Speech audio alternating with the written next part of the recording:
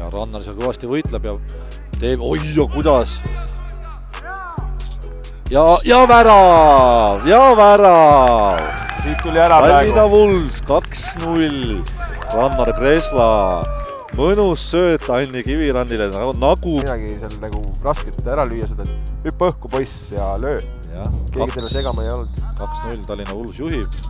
Siin on mängu. 60 minutit mängitud, et järjekordselt ütleme, et siin võib kõiki juhtuda. Ja muidugi ju.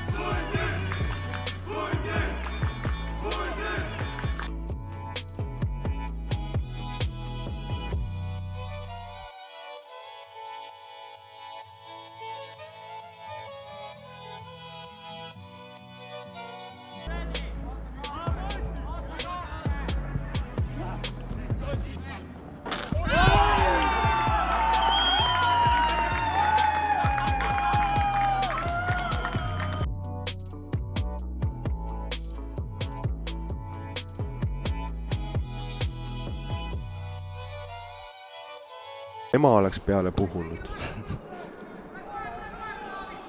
Väga hea pall sinna liini taha, Andi saab selle kätte. Aga abi nagu ei ole. Teeb seal trikiga ja hoiavad kinni Olympicu viib palli kasti ja on olemas!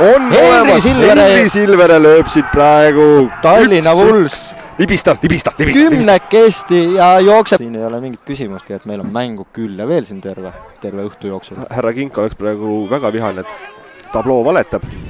Kink ütleks ilmselt selle peale, et luu on väljas, aga noh, siin ei olnud mingit luud. Ja 1-1 ja kukun ümber. Sest et jumalest ma ei leia neid kuskil. Ja neil viib selle asja olemas! Andi Kivirand! Ma ei tea, kes see väga hullus tegelikult ka ragiseb laivis, ma ei tea.